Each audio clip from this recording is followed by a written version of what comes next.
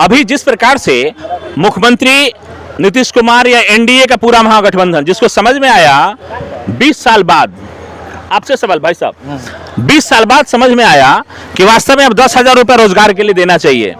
कैसे देखते, क्या चुनाव में है या समझ में आता है कि रोजगार के लिए पैसा देना चाहिए 10,000? देखिए, रोजगार की बात जो है वो बेसिक उसमें जो ज़रूरतें हैं, जैसे कोई इंडस्ट्रीज लगाना है, रोजगार छोटा हो या बड़ा हो, उसके लिए जो है कि बेसिक डिमांड होता है कि सर्वप्रथम रोड बेहतर होना चाहिए, बिजली बेहतर होना चाहिए, ताकि जो रॉ मटेरियल है वो आ सके जा सके। अगर माल बनता है, माल सबसे पहले आएगा, उसके लिए रोड बेहतर होना चाहिए। तो ये 20 साल में रोड जो है कि बेहतर करने में सरकार को समय लगा है, क्योंकि उससे पहले गड्ढा था, और गड्ढा को रोड में तब्दील करने में भाई समय लगेगा ना।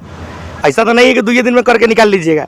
अब रोड हो गया तो बिजली हुआ, ताकि जो उपकरण लगेगा वो चलेगा, इंस्ट्रूमेंट, तो वो सब करने के बाद अब रोजगार का ना व्यवस्था जो है बैठाया जाएगा बिहार में।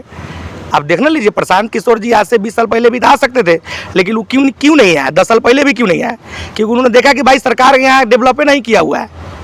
डेवलप करने में जो कम बचा हुआ है डेवलपमेंट का काम, वो पूरा होने के बाद कह रहे हैं कि अब इंडस्ट्री लगाएंगे।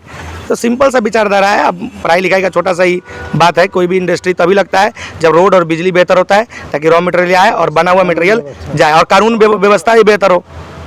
तो मीनापुर का कानून व्यवस्था कैसा है? बेहतर है कानून व्यवस्था बेहतर है, इसमें कहीं से दो राय नहीं है। और चोर उचक्का 2-4-5 को सब जगह रहता है, उसी के लिए तो कानून बनाए ही है।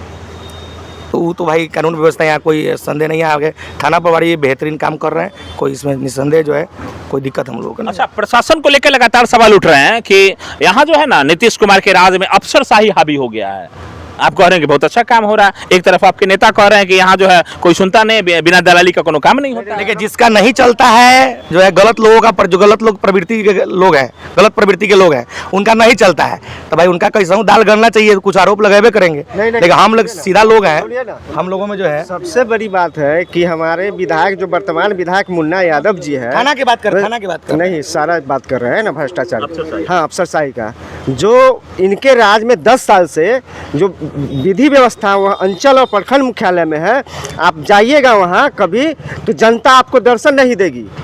जब 15 साल हमारे माननीय मंत्री जी दिनेश प्रसाद जी थे, तो जनता वहाँ भीड़ लगी रहती थी, 10 रुपया नहीं लगता था। अब प्रशासन तो वहाँ 10 मिनट में अभी पेपर दिए, उसके बाद काम हमको हो गया। लेकिन आज जाइएगा तो आपको जो पैसा लगेगा 3500 रुपया एक मोटेशन में, एक फिक्स है।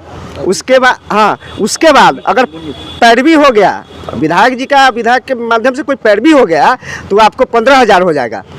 हम देने वाले हैं। हमारे ऐसे तो बहुत सारे लोग हैं जो हम पेपर के भी जानकार हैं, हर चीज़ के जानकार हैं, तब हमको लग रहा है तो जनता, गरीब जनता को क्या दशा होगा। सरकार तो साहब आप ही का है, वहाँ जो है प्रशासन जो बैठा हुआ है वो तो आप ही के मुलाजिम। सरकार यहाँ के तो सरकार हमारे मुन्ना यादव विधायक जी, उनको कमीशन जाता है।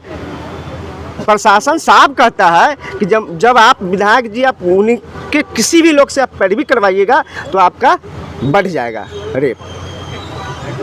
रेट बढ़ने का जो सिलसिला है। इससे पहले हमने एक चलाया था, एक महिला का हमने चलाया था, जिसका पैसा मांगा गया था, वो पैसा दे भी दी थी और उसके बाद भी उसका काम नहीं हुआ।